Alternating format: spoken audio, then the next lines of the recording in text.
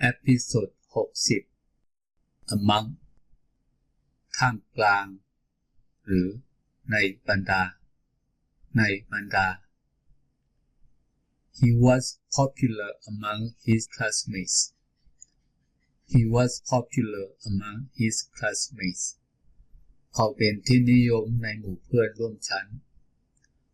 เขาเป็นที่นิยมในหมู่เพื่อนร่วมชั้นภาษาไทยใหญ่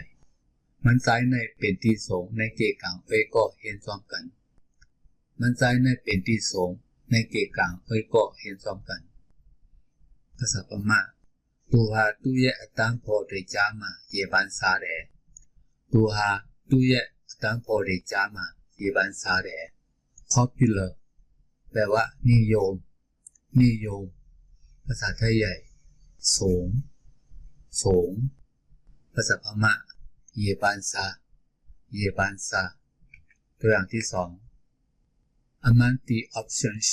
this one is the best Among the options this one is the best ในบรรดาตัวเลือกทั้งหมดอันนี้ดีที่สุดในบรรดาตัวเลือกทั้งหมดอันนี้ดีที่สุดภาษาไทยใหญ่ในกาอันตีเลยเลิกนั่นอันไหนลีเซเปิลในกาอันตีเลยเลิกนั่นอันไหนลีเซเปิลภาษาพม่าရွေးချယ်စရာတွေထဲမှာဒီတစ်ခုကအကောင်းဆုံးပါရွေးချယ်စရာတွေထဲမှာဒီတစ်ခုကအကောင်းဆုံးပါ options แปลว่าตัวเลือก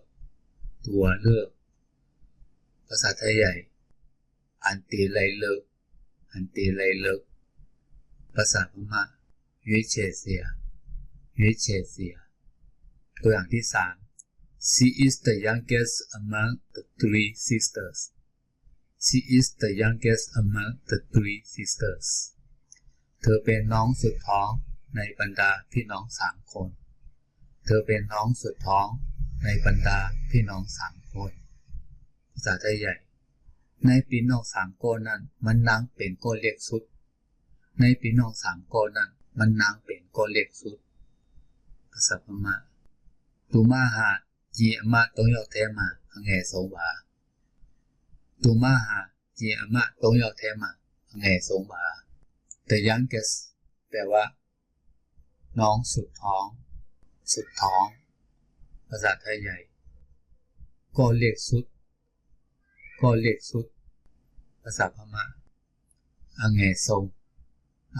ง